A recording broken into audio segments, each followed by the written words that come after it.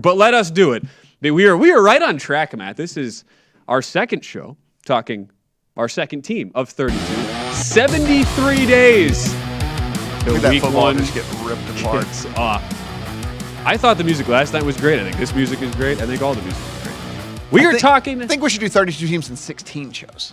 Hey, we might be doing that. I think we should change the graphic and do 32 teams in 16. Maybe just stop bringing it up. Nobody will notice, okay? So what, we have 12 segments a night? Is that how this technically works on the show? Because it's four segments per hour. So we could do it. We could do it. I can do 2 in a day. Kelley will talk about this further for next week. Gotcha. Yeah, we'll do it. Yeah. Kelley doing 2-a-days with a broken AC. That does not seem like a recipe for good health long term. But we go to the Los Angeles Chargers. We talked yesterday about one team getting an incredible amount of buzz in the offseason. That was the Denver Broncos. This is, you could argue, Matt, the team that of anybody in the NFL is getting the most buzz, at least when you look at how the betting market has moved very, very favorably on the LA Chargers. We first start off with our general overview here, but this is a team that is getting a lot of attention, regardless of whether you love them or are not buying the Kool-Aid this year. Yeah, 9-8 last year, third in the AFC West, missed the playoffs. Third year in a row, started 4-1, ended up 5-7 down the stretch. If you look at the offense, fifth in points scored, fourth in total yards, third in passing, 30th in penalties. The defense was obviously a big problem for them, which was something that they addressed in the offseason here for this Chargers squad. Now, Brandon Staley comes back with Joe Lombardi, with Ronaldo Hill, all back for year 2 here for this team who, again, the big, I think outside of just the progression of, the offense just in general for this Charger squad, specifically Justin Herbert, I think the people more talked about Brandon Staley and his decisions over the course of the season than anything else with this team. It almost cannibalized what was a pretty good team, specifically on the offensive side of the ball. And a lot was made about Staley and his decisions to go for it on fourth down. For one thing, he only went for it the third most in the NFL. There were 2 other teams that went for it on fourth down more than the Chargers did. I think that was a very common misconception, that they did it more than other people. It was just they did it in more, I would say, bold spots. And in high-profile circumstances. And so there are, again, they're a West Coast team. Sometimes these West Coast games are there's a lot fewer of them, so more people are watching these West Coast games because in that afternoon slot, a lot of the East Coast games get super stacked in that early window, and then we get to the West Coast games, and there's not as many games going, so I'm sure the Chargers were watched a lot more by teams where these decisions seem to play out. But here's something and this is a hypothesis on my end. Now, listen, I do think that Brandon Staley is a more aggressive coach just by nature. I do think that Brandon Staley truly does believe in the analytics more than a lot of the other coaches out there. But a hypothesis for me in all this is just, if you look, the defense was terrible. And if you can possess the ball longer and more often, then you don't have to put that defense out on the field as much. That was an incredible liability on this team, right? And so when people look at this team coming into this season, if they, I've already heard, how can you back this Chargers team with Brandon Staley as coach? How can you back a team that's going to have this guy making these bonehead calls, which, by the way, bonehead is a completely subjective and complete opinion as opposed to. And it always is depending on whether it works out or not. Yeah. That's how it always goes. Right? How can you back this guy, et cetera, et cetera, et cetera? Well, I don't know if he's going to. He very well might. But I don't know if he's going to have the same strategy this year as he did last year if this defense that is, again, on paper, much more improved, plays better, right? Because you don't have to feel like you need to keep the ball as much because you know that if you let the other team back out on the field against your defense, they're going to march down the field and score, And so I think that there is a reality. I think there is a world in which this defense does live up to, we'll talk about these additions that they made, but that this defense does live up to what it looks like on paper. And with that, you could have a team that doesn't have to be as risky on fourth down, that doesn't have to make as bold decisions such as going for it like on your own 30-yard line or whatever, and different things like that. Because, hey, you feel okay punting it away that the other team isn't just going to march right back down the field and put points on the board. And let's keep in mind, it's not like Brandon Staley came in and was some like Air Coryell wannabe offensive coordinator. Like this is a defensive guy who knows his personnel better than anybody, and saw personnel that was the worst rush DVOA team in the league, was bottom 10 in passing all year.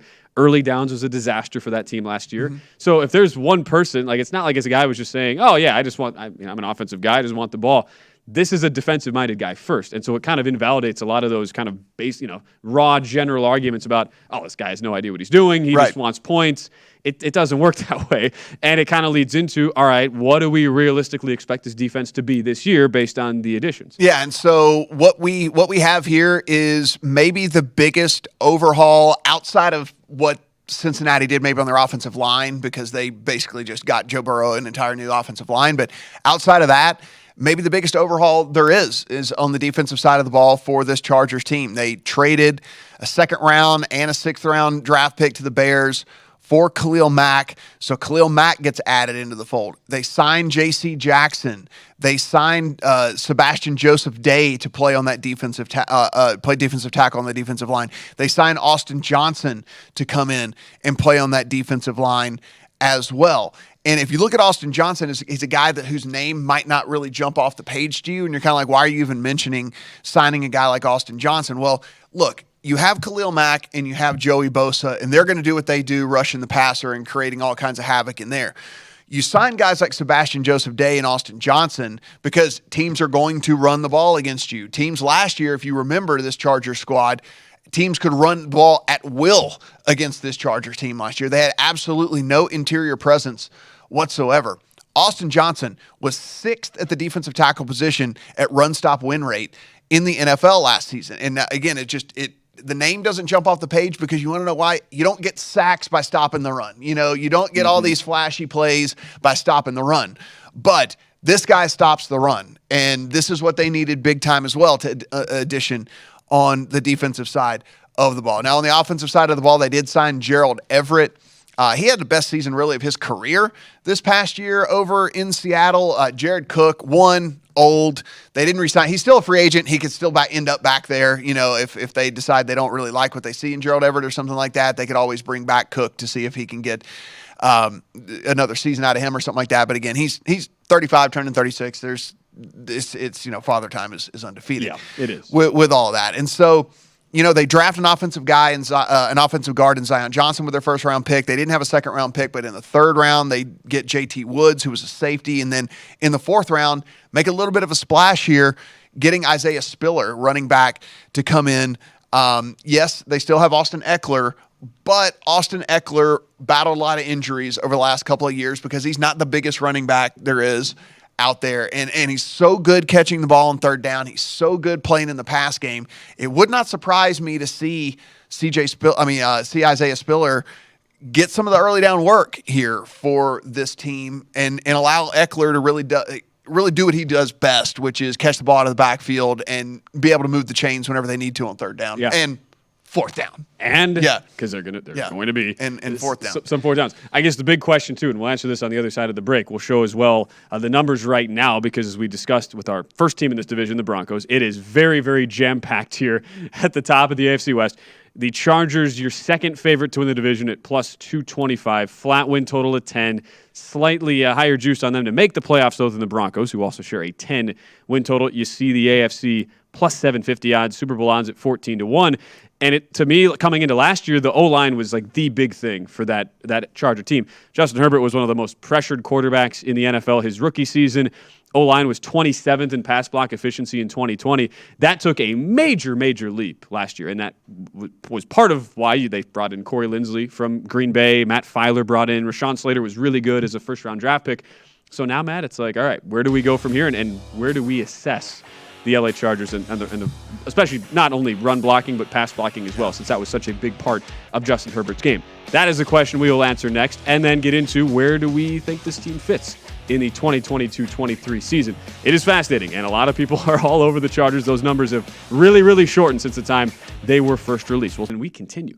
32 teams and 32 shows. We're sticking right on track, Matt. We are not going to veer off at all. And we were just discussing LA Chargers, part number 2, and we go to the O-line, which I imagine, would rate pretty highly this year based on what they did a season ago. The offensive line if you look at Pro Football Focus, if we take a look back last year, like we said, it was a really good offense just overall, despite the fact that there was some deficiencies.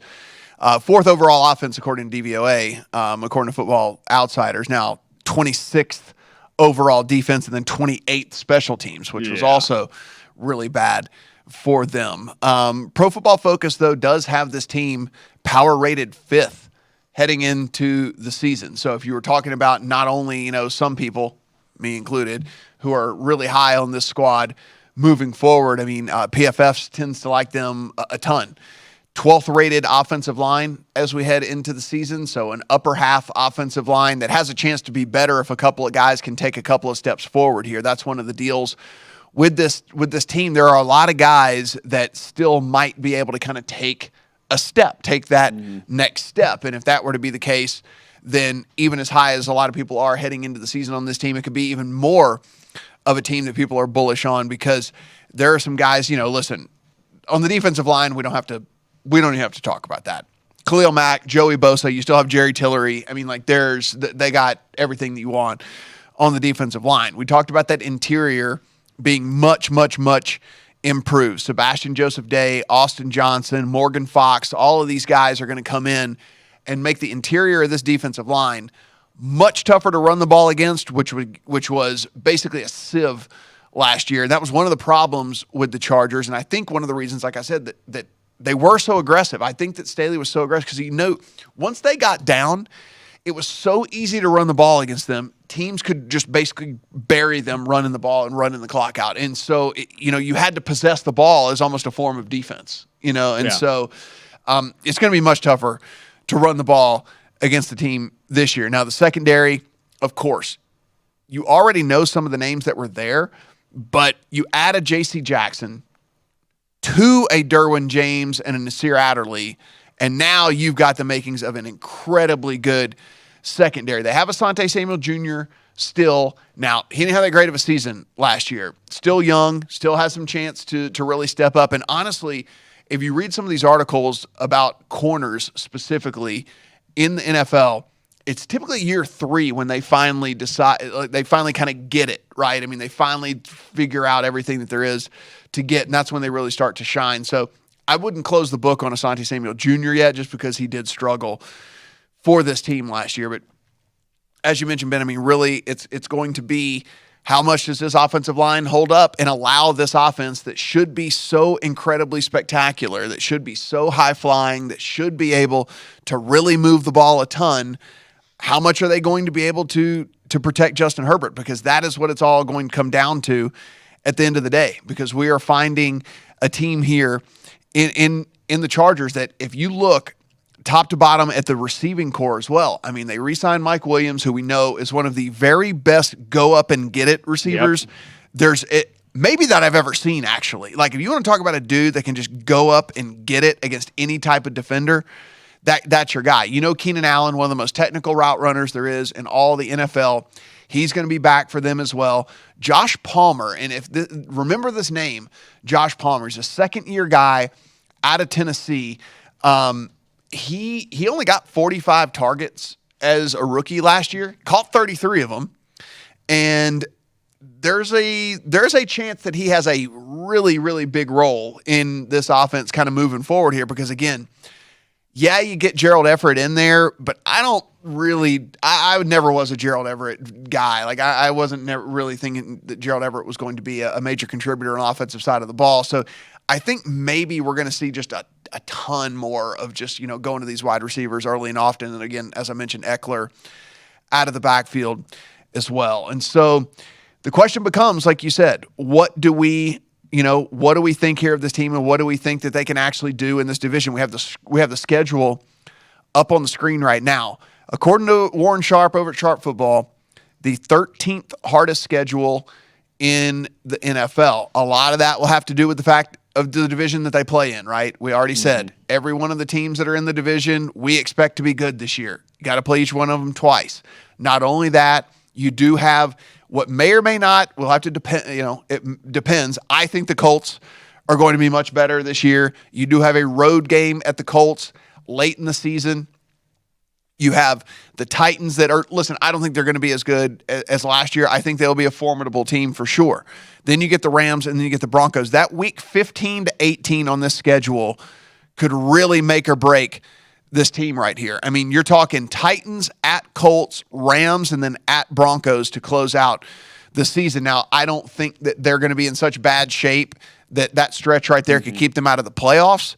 But I do think that that stretch right there might make or break whether they win that division or not, or maybe even if they're contending for the number 1 overall seed in the AFC, whether or not they actually get the number 1 overall seed in the AFC. So that is a huge, huge, huge stretch right there for them. I expect this team to come out of the gate really well. I mean, they get the Raiders in week 1. They're 4-point favorites in that game over the Raiders. They do go at the Chiefs in week 2, but you come out of that with the Jags, Texans. Nice. Yeah, the Jags, Texans, and then a Browns game that, even though it is on the road, likely to be without Deshaun Watson in that game as it is. And again, Baker Mayfield may or may not even be there. So it might be a game against the Browns with Jacoby Brissett, right? And so I think that there's a really good chance they start 4-1. Like, winning, kind of splitting those games with the Raiders and Chiefs, 1-1, and then you rattle off 3 in a row with the Jags, Texans, and Browns. So, I mean, I think we could be looking at a 4-1 team. I don't think it's out of the realm of possibility that they head into that bye week with only 1 loss. And so if that's the case, and you believe in this team, I would almost say this is one of those teams where we talk about, hey, sit back and wait to bet. This is one of those teams where I'd say, like, if you believe in this team, I would get out in front of this. Like, I don't think that these numbers, if it plays out like I think, and I think like some other people think, if it plays out like that, I don't see a path to getting a better number. I think there is. I'm with you. For what bets I'm going to make on them, I don't know. I think the one I was looking at last night when looking at this market, though, Matt, is I do think this probably makes a little bit more sense to play over their win total than the yes on the yes/no playoffs, because you got to think in the AFC. I mean, it's going to be 10 wins at least, I would think, to get into the playoffs. If their win total's sitting at 10, it gives you that push protection there. Yeah. Instead of laying minus 160, is that what we have for the yes price on the chart? I think you just play over on the win total for them. So that's one I've got my eye on. I think that's the bet I'm going to make. I want to circle back to the defense one you were talking about, because this caught my eye, too, when we were talking Defensive Player of the Year the other day a little bit. Mm-hmm. With all the additions they've made, I feel like the guy that might have the biggest impact this year is Derwin James, right? I mean, obviously he's huge every year, right? But now that you've got the defensive line and the pressure kind of settled up there in that front 4, the secondary, it like you talked about, should only be getting better, you would think.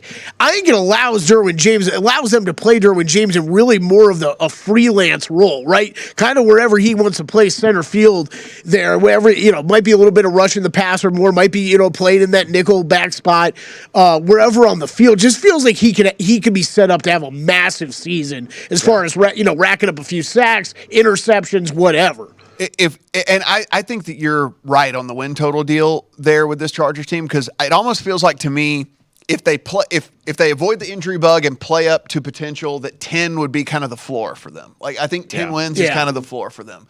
You look, as I said, I think there's a decent chance they go into the bye at 6-1. If they come out 5-2, I don't think that that's the end of the world. They come out of a bye healthy against the Falcons to get you another easy win right there. And then again, there's games against Miami. There's games against what I think will be a worse Tennessee team, and then all those conference games where if you split them, you're doing pretty well as well. So yeah, I mean, I think the kind of like the floor for this team, if they stay healthy, would be 10 wins. And so you're probably right.